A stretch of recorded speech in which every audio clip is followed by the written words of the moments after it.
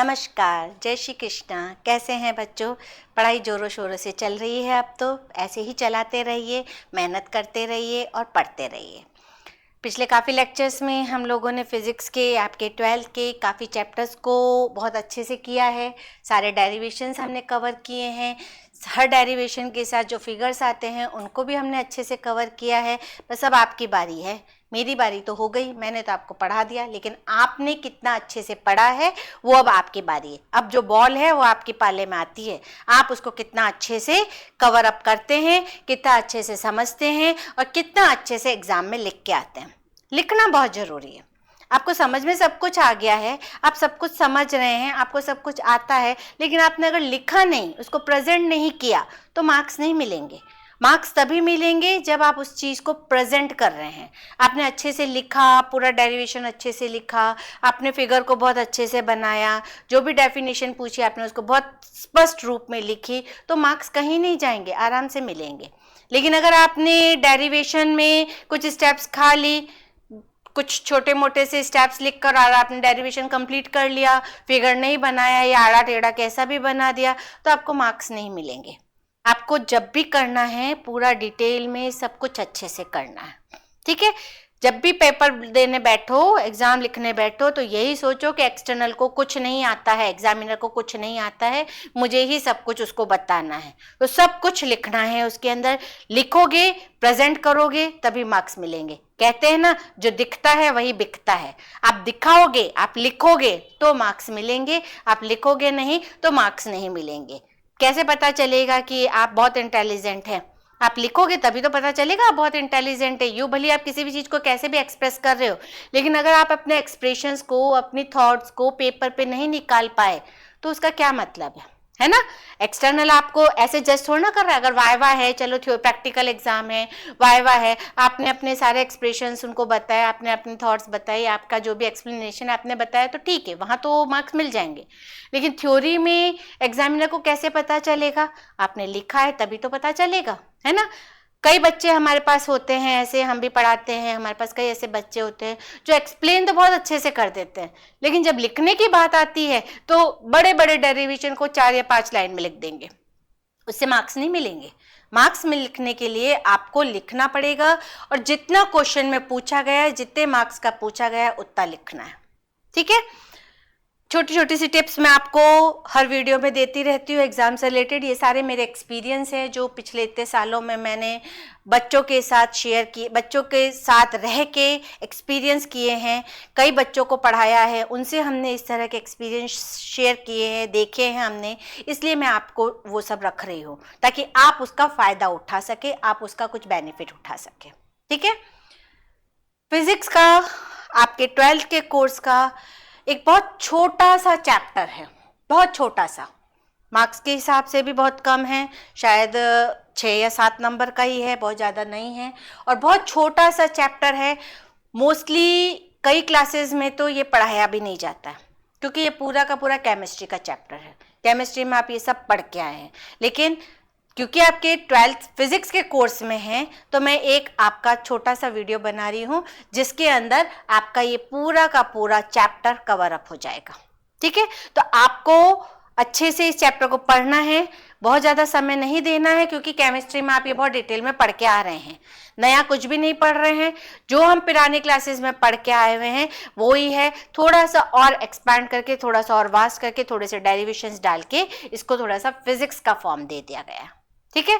Start करते हैं हमारा आज का टॉपिक, आज का चैप्टर, परमाणु, एटम। परमाणु क्या है, एटम क्या है, ये तो आप लोग बता सकते हैं। सृष्टि में हर कण, हर पदार्थ किसी छोटे से छोटे कण से मिलकर बना है। किसी भी पदार्थ का वो सबसे छोटा कण जिसको और आगे तोड़ा न जा सके, जिसको और आगे स्प्लिट न किया जा सके, वो अभाज्य कण क्या कहलाता है? परमाणु कहलाता है, ठीक है। बहुत सारे साइंटिस्ट ने एटम के बारे में अपने अपने थॉट्स दिए, अपने अपनी संरचनाएं बताई, अपने अपने एक्सपेरिमेंट्स बताए, और उस हिसाब से एटम की स्ट्रक्चर को समझाया। अब जैसे जैसे समय बढ़ता जा रहा है, विज्ञान बढ़ता जा रहा है, विज्ञान की तकनीक बढ़ती जा रही है, टेक्नोलॉजी इम्प्रूव होती जा रही है, वैसे वैसे ये देखा गया कि जो ये कहा गया था कि एटम सबसे छोटा अभाज्य कण है, वो भी गलत है। एटम के अंदर भी कुछ सब पार्टिकल्स होते हैं, इलेक्ट्रॉन, प्रोटॉन, न्यूट्रॉन्स, वो भी हम पढ़ चुके हैं। लेकिन यहाँ पे हमें उस डीप कॉन्सेप्ट पे नहीं जाना है, हमें सिंपल एटम का स्ट्रक्चर कैसा होता है, किस किस साइंटिस्ट ने उसको दिया, कैसे उसकी थ्योरी दी, वो हमें पढ़ना है। ठीक है, तो स्टार्ट करते हैं एटम, परमाणु। चलिए, सबसे पहले 3 साइंटिस्ट थे जिन्होंने एटम के मॉडल को एक्सप्रेस किया। परमाणु का जो स्ट्रक्चर है, परमाणु की जो संरचना है, वो 3 साइंटिस्ट ने अपने अपने हिसाब से दी। सबसे पहले देने वाले कौन से थे? थॉमसन। थॉमसन मॉडल, या इसको प्लम पुडिंग मॉडल के नाम से भी जाना जाता है। जैसे आप लोगों ने पुडिंग तो खाई होगी ना, पुडिंग में ऊपर चेरी डाली जाती है ना, वैसे ही एटम का स्ट्रक्चर थॉमसन ने माना था, इसलिए इसको प्लम पुडिंग कहा जाता है। या आप लोगों ने कप केक खाया होगा, तो कप केक में भी क्या होते हैं, केक के ऊपर चेरी लगी हुई होती है, या कुछ ड्राई फ्रूट्स लगे होते हैं, या कोई फ्रूट्स लगे हुए होते हैं। तो ये उसी तरह का शेप थॉमसन ने माना, इसलिए इसको एक और नाम क्या दिया गया? प्लम पुडिंग नाम दिया। ठीक है, थॉमसन का मॉडल था, सबसे पुराना मॉडल था, जिसको डिस्कार्ड कर दिया गया है। ये पूरे एटम की जो संरचना है उसको एक्सप्लेन नहीं करता है, सारे कॉन्सेप्ट को एक्सप्लेन नहीं करता है, इसलिए इसको डिस्कार्ड कर दिया गया है। लेकिन क्योंकि सबसे पहले इन्होंने दिया था, तो पढ़ना बहुत जरूरी है। थॉमसन ने क्या कहा कि कोई भी एटम बहुत छोटा सा पार्टिकल होता है, बहुत छोटा अभाज्य कण है, जिसको और आगे स्प्लिट नहीं कर सकते हैं। उस परमाणु की जो त्रिज्या होती है वो 1 एंगस्ट्रॉम के ऑर्डर की होती है, 10⁻10 मीटर के ऑर्डर की होती है। धनावेशित ठोस गोला होता है, पूरा का पूरा पॉजिटिव चार्ज स्फीयर होता है। लेकिन हमने तो क्या पढ़ा कि एटम न्यूट्रल होता है, मतलब जितना पॉजिटिव उतना ही नेगेटिव है। इसको और सुधार किया, उसने क्या कहा, गोले के अंदर इलेक्ट्रॉन जगह जगह पर वितरित रहते हैं। जितना पॉजिटिव है, कैसे वितरित रहते हैं? जैसे तरबूज के अंदर उसके काले बीज रहते हैं। तरबूज का आधा पोर्शन काट लो, तो जो लाल लाल पोर्शन है वो तो हमारा पॉजिटिव चार्ज बन जाएगा, और उसके ऊपर जो काले काले बीज लगे हुए हैं वो इलेक्ट्रॉन्स बन जाएंगे। ओवरऑल में जितना इलेक्ट्रॉन्स का नेगेटिव चार्ज है, उतना ही परमाणु में पॉजिटिव चार्ज रहता है। तो न्यूट्रल, पूरा का पूरा जो परमाणु होता है वो इलेक्ट्रिकली न्यूट्रल होता है, उदासीन होता है। ठीक है, ये थॉमसन ने दिया। इसको डायग्राम से समझते हैं, फिगर से समझते हैं।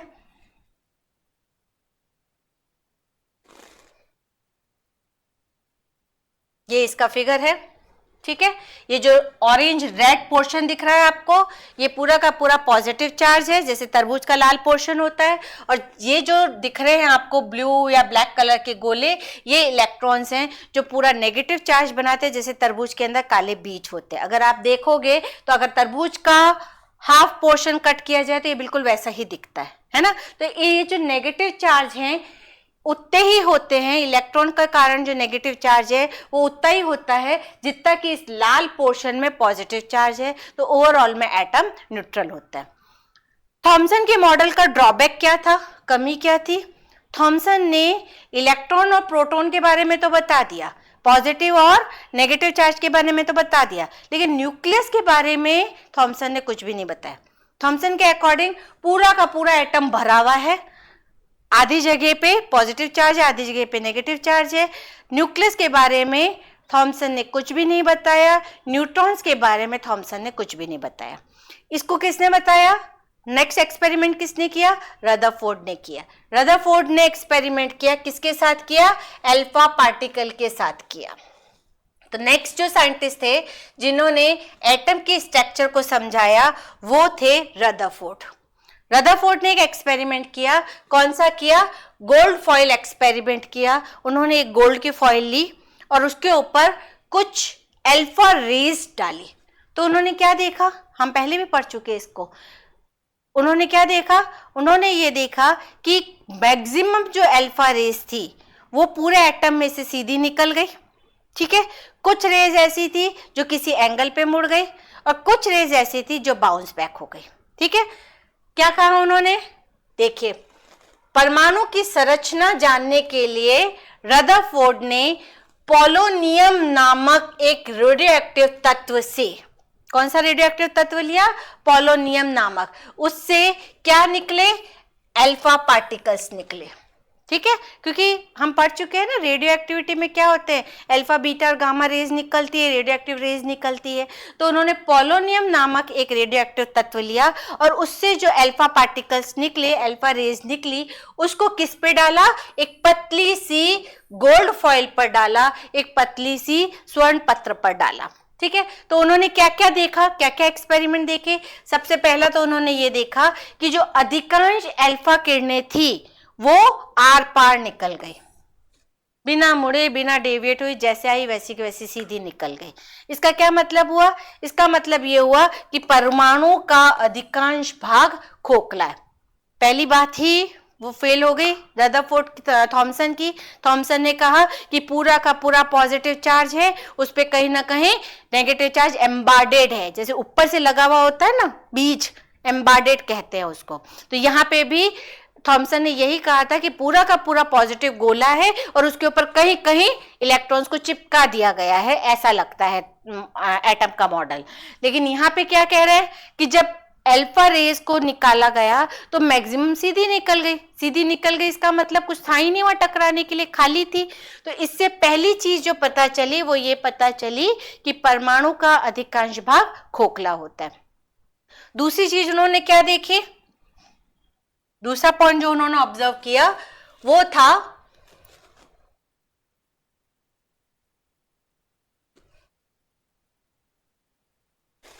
जो सेकंड पॉइंट रदरफोर्ड ने ऑब्जर्व किया वो था कुछ अल्फा कण ऐसे थे, कुछ रेज ऐसी थी जो 90 डिग्री या अधिक कोण, अधिक कोण का मतलब क्या होता है? जो 60 डिग्री से ज्यादा होते हैं उनको अधिक कोण कहा जाता है। ठीक है, तो 90 या 60 से ज्यादा एंगल पर जो डेविएट हो गई, जो विचलित हो गई, इसका मतलब अल्फा रेज पर पॉजिटिव चार्ज होता है ना, और वो विचलित हो रही है, डेविएट हो रही है, दूर जा रही है। इसका मतलब परमाणु के सेंटर में, परमाणु के केंद्र में कुछ न कुछ पॉजिटिव चार्ज है जिससे कि वो अल्फा रेज प्रतिकर्षित हो गई, रिपल हो गए। तो पहला पॉइंट तो क्या निकला कि परमाणु का अधिकांश पार्ट खोखला होता है, खाली होता है। ठीक है, दूसरा क्या निकला? परमाणु के सेंटर में कुछ न कुछ पॉजिटिव है जिससे कि अल्फा रेज डिफ्लेक्ट हो रही है, जिससे कि अल्फा रेज रिपल हो रही है, प्रतिकर्षित हो रही है। ठीक है, उसी को ही उन्होंने क्या कहा? नाभिक कहा, न्यूक्लियस कहा। तीसरा उन्होंने और क्या बताया? तीसरा जो ऑब्जर्वेशन था कि कुछ अल्फा रेज ऐसी थी जो बाउंस बैक हो गई, टकरा के वापस से चली गई। इसका मतलब किसी भारी चीज से वो अल्फा रेज टकराई है तभी तो वापस से बाउंस बैक हुई है। हम बॉल को दीवार पे मारेंगे तो वो बाउंस बैक होगी, अगर हम पर्दे पे मारेंगे, किसी कपड़े पे मारेंगे तो बाउंस बैक थोड़ी ना होगी, वो वहीं गिर जाएगी, है ना। या हाथ पे मारेंगे तो बाउंस बैक थोड़ी ना होगी। बाउंस बैक होने के लिए कुछ ना कुछ हार्ड सरफेस होना बहुत जरूरी है, कुछ ना कुछ ठोस होना बहुत जरूरी है। तो जो कुछ रेज ऐसी थी जो रिटर्न बैक हो गई, बाउंस बैक हो गई, इसका मतलब सेंटर में कुछ न कुछ ऐसा हैवी चीज है, कुछ न कुछ ऐसी भारी चीज है जिसको उन्होंने क्या कहा? नाभिक कहा। तो नाभिक परमाणु का सेंटर का वो पार्ट है जहां पूरे परमाणु का मैक्सिमम द्रव्यमान, मैक्सिमम मास कॉन्सेंट्रेटेड रहता है और उसका जो चार्ज है वो पॉजिटिव होता है। ये किसने कंक्लूजन दिया? रदरफोर्ड ने कंक्लूजन दिया। इसको भी हम डायग्राम से समझते हैं, फिगर से समझते हैं।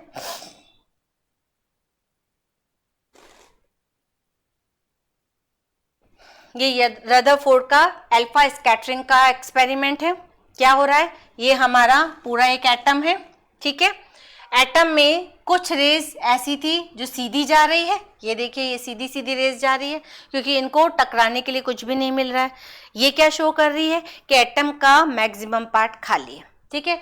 कुछ रेज 90 पर या 90 से ज्यादा पर डिफ्लेक्ट हो गई, इसका मतलब सेंटर में कुछ पॉजिटिव चार्ज था, इसलिए ये जो अल्फा रेज थी वो डिफ्लेक्ट हो गई। अल्फा रेज पे पॉजिटिव चार्ज होता है, अल्फा रेज को जनरली क्या माना जाता है? हीलियम एटम माना जाता है। अल्फा रेज क्या होती है? हीलियम एटम होती है, He42 होता है। पूरा का पूरा पॉजिटिव चार्ज होता है। अब अल्फा रेज पर पॉजिटिव चार्ज है और वो रिपल हो रही है, इसका मतलब सेंटर में कुछ ऐसा पॉजिटिव है जिससे कि रिपल होकर जा रही है, ठीक है। और कुछ रेज ऐसी है जो बाउंस बैक हो रही है, टकरा रही है और वापस रिटर्न बैक हो रही है। तो सेंटर में कुछ ऐसा हैवी मास है जिससे कि वो टकरा के वापस हो रही है, ठीक है। तो 3 कंक्लूजन इस एक्सपेरिमेंट से क्या निकले? रदरफोर्ड ने जो 3 एक्सपेरिमेंट दिए वो क्या, 3 जो कंक्लूजन दिए परमाणु की संरचना को लेकर वो क्या थे? पहला ये कि अधिकांश पार्ट परमाणु का खाली रहता है, जिसमें इलेक्ट्रॉन्स अलग अलग बिखरे हुए रहते हैं, इसलिए हमारा एटम खाली रहता है। दूसरा, सेंटर पर पॉजिटिव चार्ज होता है जो न्यूक्लियस कहला रहा है, पूरे एटम का पूरा पॉजिटिव चार्ज सेंटर में न्यूक्लियस पर होता है। और तीसरा, पूरे एटम का मैक्सिमम मास कहाँ कॉन्सेंट्रेटेड रहता है? इसी न्यूक्लियस पर कॉन्सेंट्रेटेड रहता है। ये 3 पॉइंट रदरफोर्ड ने दिए। तो हर बार क्या हो रहा है? स्ट्रक्चर और क्लियरिफाई हो रहा है, स्ट्रक्चर में और क्लैरिफिकेशन आता जा रहा है। उधर न्यूक्लियस के बारे में कुछ नहीं बताया गया था थॉमसन ने, लेकिन यहाँ पे उसने न्यूक्लियस के बारे में बता दिया। अब यहाँ वापस एक क्वेश्चन आता है। क्वेश्चन क्या आता है? क्वेश्चन ये आता है कि अगर इलेक्ट्रॉन्स ऐसे रैंडमली घूम रहे हैं तो क्या ये किसी नियम को फॉलो करते हैं कि नहीं करते हैं? यहाँ पे जो कंक्लूजन था, या फिर हम ये भी कह सकते हैं कि एक तो यहाँ पे इन इलेक्ट्रॉन्स के घूमने को लेकर पूरा कॉन्ट्रैक्शन था कि इलेक्ट्रॉन्स का मोशन किस तरह से हो रहा है परमाणु के अंदर, वो रदरफोर्ड ने नहीं बताया। दूसरी चीज ये बताई कि जो पूरा पॉजिटिव चार्ज है वो सेंटर में है, तो द्रव्यमान क्षति कहाँ से आई? जो मास डिफेक्ट आ रहा था वो किस कारण से आया? तो न्यूट्रॉन्स के बारे में रदरफोर्ड ने कुछ भी नहीं बताया। ये 2 ड्रॉबैक्स है रदरफोर्ड के मॉडल में, जिसको किसने सही किया? बोर ने, नील बोर ने इसमें करेक्शन किए और फाइनल मॉडल न्यूक्लियस का दिया जो आज तक एक्सेप्टेबल है। अब नील बोर का एक्सपेरिमेंट समझ लेते हैं हम। नील बोर ने जो अपना मॉडल दिया एटम की स्ट्रक्चर को लेके, उसको हम समझ लेते हैं। नील बोर ने क्या कहा? नील बोर ने ये कहा, बेसिकली नील बोर ने अभी तक जो भी स्ट्रक्चर दिए गए थे वो क्लासिकल थ्योरी को लेके दिए गए थे, जो चीर सम्मत सिद्धांत था उसको समझकर दिए गए थे।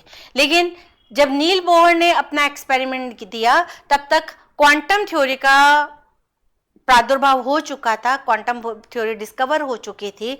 तो नील बोर ने एटम के स्ट्रक्चर को समझाने के लिए क्वांटम सिद्धांत को काम में लिया, और फिजिक्स का जो क्वांटम सिद्धांत है वो किसने दिया था? प्लांक ने दिया था। तो नील बोर ने अपने स्ट्रक्चर को एक्सप्लेन करने के लिए, परमाणु स्ट्रक्चर को एक्सप्लेन करने के लिए प्लांक के क्वांटम सिद्धांत को काम में लिया। क्या कहा उन्होंने 3 पॉइंट्स दिए मेनली। पहला पॉइंट, प्रत्येक इलेक्ट्रॉन नाभिक के चारों ओर कुछ विशेष कक्षों में ही परिक्रमा करते हैं। रदरफोर्ड ने तो क्या कहा था कि सेंटर में न्यूक्लियस है जिसमें पॉजिटिव चार्ज है और बाकी के पूरे पोर्शन में इलेक्ट्रॉन्स रैंडमली घूम रहे हैं। नील बोर ने इसमें करेक्शन किया। नील बोर ने क्या कहा? ये इलेक्ट्रॉन्स रैंडमली नहीं घूमते हैं, न्यूक्लियस के चारों तरफ कुछ निश्चित कक्षाएं बनी हुई हैं, कुछ फिक्स ऑर्बिट्स बने हुए हैं और इलेक्ट्रॉन इन्हीं ऑर्बिट्स में रिवॉल्व कर सकते हैं, इसके अलावा और कहीं नहीं जा सकते हैं। हर ऑर्बिट में इलेक्ट्रॉन की संख्या फिक्स होती है, उतने ही इलेक्ट्रॉन्स उस ऑर्बिट के अंदर रह सकते हैं और इलेक्ट्रॉन का जो कोणीय संवेग होगा उस पर्टिकुलर ऑर्बिट में वो h/2π के मल्टीपल का होगा, या तो 1h/2π होगा या 2h/2π होगा या 3h/2π होगा। उनका कोणीय संवेग h π के मल्टीपल की फॉर्म में होगा, ठीक है। दूसरी चीज उन्होंने क्या कही? जब ये इलेक्ट्रॉन स्थायी कक्ष में घूमते हैं तो घूमने के लिए भी तो एक फोर्स चाहिए। कोई भी चीज जब ऑर्बिट में घूम रही है तो घूमने के लिए भी एक फोर्स चाहिए। घूमने के लिए कौन सा बल चाहिए होता है? अभिकेंद्रीय बल, सेंट्रीपिटल फोर्स। कोई भी चीज जब रोटेट करती है, घूमती है, परिक्रमण करती है तो उसके लिए जो फोर्स चाहिए होता है वो अभिकेंद्रीय बल कहलाता है, सेंट्रीपिटल फोर्स कहलाता है। तो अब इसको सेंट्रीपिटल फोर्स कहाँ से मिल रहा है? इलेक्ट्रॉन और नाभिक के में जो प्रोटॉन है या पॉजिटिव चार्ज है उनके बीच में एक इलेक्ट्रोस्टैटिक फोर्स लगता है, एक विद्युत स्थिर बल लगता है, वो बल ही इसको अभिकेंद्रीय बल की तरह मिल रहा है। मतलब इलेक्ट्रॉन्स को ऑर्बिट में घूमने के लिए जो बल चाहिए, अभिकेंद्रीय बल चाहिए, वो किससे मिल रहा है? स्थिर वैद्युत बल जो इलेक्ट्रॉन और नाभिक के बीच में लग रहा है। ठीक है। तीसरा पॉइंट जो नील बोर ने अपने स्ट्रक्चर में दिया वो क्या था?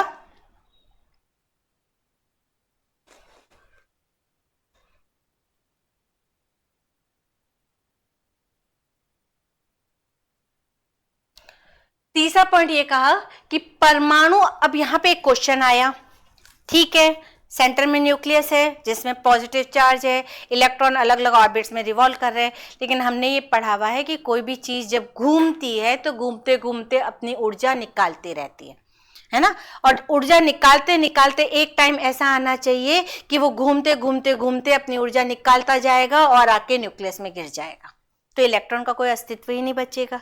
या फिर जब वो घूमता घूमता घूमता घूमता रहेगा तो या तो उसका त्वरण बढ़ जाएगा, उसका एक्सेलरेशन बढ़ जाएगा, जिस कारण से वो एटम से बाहर निकल जाएगा, परमाणु से बाहर, दोनों केस हो सकते हैं। या तो वो एनर्जी रिलीज करे, एनर्जी रिलीज करेगा तो क्या होगा? न्यूक्लियस में आके गिर जाएगा।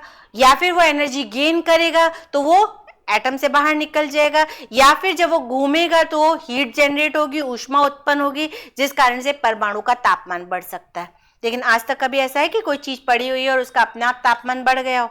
ऐसा कभी भी नहीं होता।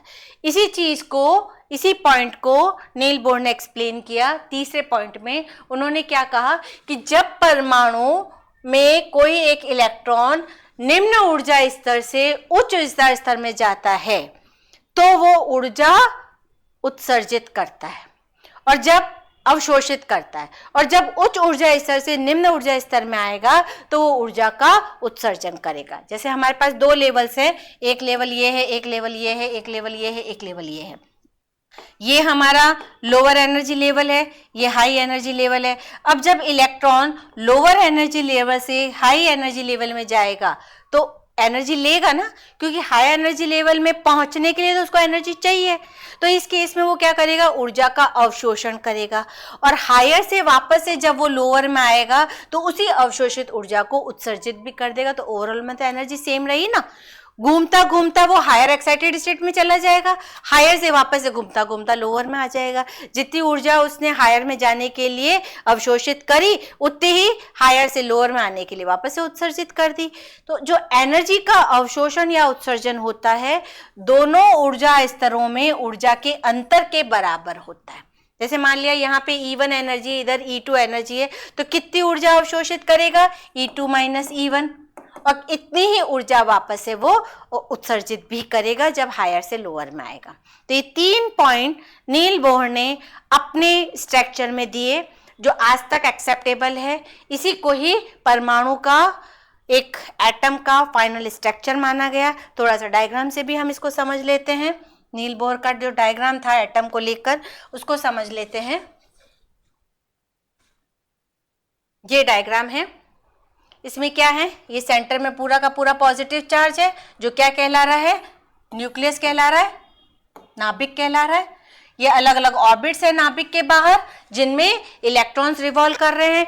फर्स्ट ऑर्बिट को के कहते हैं, फिर उसके बाद एल शेल आ जाएगा। ऐसे अलग अलग नाम दिए गए, के, एल, एम, एन, ये अलग अलग शेल्स के नाम दिए गए। हर शेल में नंबर ऑफ इलेक्ट्रॉन्स फिक्स रहते हैं। के में 2 होते हैं, एल में 8 होंगे, एम में 16 होंगे, एन में 32 होंगे। इस तरह से number of electrons her orbit में फिक्स रहते हैं। ठीक है। जिस ऑर्बिट में 8 होंगे वो स्टेबल होगा, जिस ऑर्बिट में 8 नहीं है, मिनिमम 8 नहीं है, वो अनस्टेबल होगा, तो वो टूटेगा। टूट के क्या करेगा? 8 बनाने की कोशिश करेगा, अपने आप को स्टेबल बनाने की कोशिश करेगा। स्टेबल बनाने में अगर उसको इलेक्ट्रॉन को लेना होगा तो इलेक्ट्रॉन लेगा, इलेक्ट्रॉन को देना होगा तो इलेक्ट्रॉन देगा, लेकिन अपना ऑक्टेट कंप्लीट करेगा और अपने आप को स्टेबल बनाएगा। जब हायर से लोअर में जाएगा, एल से के में आएगा या एम से एल में आएगा, तो उस केस में एनर्जी क्या करेगा? रिलीज करेगा, निकालेगा, उत्सर्जित करेगा। और जब लोअर से हायर में जाएगा, के से एल में जाएगा, तो वो एनर्जी अवशोषित करेगा, एब्जॉर्ब करेगा। यहाँ के में जो इलेक्ट्रॉन है, जब उसको एल में जाना है तो वो क्या करेगा, एनर्जी एब्जॉर्ब करेगा। और एल में जो इलेक्ट्रॉन है उसको जब के में आना है तो वो क्या करेगा, एनर्जी रिलीज करेगा, एनर्जी का उत्सर्जन करेगा। ये पूरा का पूरा मॉडल नील्स बोहर ने दिया जो अभी तक एक्सेप्टेबल है। ठीक है, तो पढ़ना हमें तीनों है, क्योंकि तीनों ने मेहनत करी तो पढ़ना तो पड़ेगा ना। टाइटनेस अगर इतनी मेहनत करते हैं तो हमें पढ़ना तो पड़ता है ना कि हुआ क्या, और हर स्टेप में क्या ऐसी कमी थी जिसको सॉल्व करने के लिए अगले साइंटिस्ट ने एक्सपेरिमेंट किया। वरना क्या जरूरत थी रदरफोर्ड को एक्सपेरिमेंट करने की। थॉमसन के मॉडल में कुछ कमी थी तभी तो रदरफोर्ड ने किया, रदरफोर्ड के मॉडल में कुछ कमी थी तो नील्स बोहर ने किया, और नील्स बोहर का जो स्ट्रक्चर है वो परफेक्ट है। ठीक है, तो हमें तीनों पढ़ने हैं, तीनों अच्छे से आपको समझ में आएंगे, नया कुछ भी नहीं है, आप छोटी क्लासेस में पढ़ के आए हुए हैं, और केमिस्ट्री में तो आपने बहुत डिटेल में अच्छे से पढ़ा है। ठीक है, मिलते हैं ऐसे ही इंटरेस्टिंग टॉपिक के साथ। अभी तक तो हमने सारा वो पढ़ा जो आपने पहले पढ़ रखा है। अब हमें जो करना है वो फिजिक्स है। अभी तक सारी केमिस्ट्री थी, कहीं फिजिक्स नहीं थी। ये सारा हमने केमिस्ट्री में पढ़ा है, लोअर क्लासेस में पढ़ा है, कहीं भी हमने फिजिक्स नहीं लगाई है। आगे आने वाला जो हमारा सेक्शन है उसके अंदर हमें फिजिक्स लगानी है। ये जो बोर ने अलग अलग ऑर्बिट्स बनाए, इन ऑर्बिट्स की एक फिक्स रेडियस होती है, वो कैलकुलेट करने के लिए फिजिक्स लगाई। इन ऑर्बिट में जो इलेक्ट्रॉन्स मूव कर रहे हैं उनकी कोई एक पर्टिकुलर वेलोसिटी होती है, वो कैलकुलेट करने के लिए नील्स बोहर ने फिजिक्स बनाई। तो हमें इसके बाद बोर ऑर्बिट की रेडियस और वेलोसिटी कैलकुलेट करनी है, जिसको हम कैलकुलेट करते हैं नेक्स्ट सेशन में। तब तक वीडियो को लाइक जरूर करें, चैनल सब्सक्राइब जरूर करें और पढ़ते रहें। ठीक है।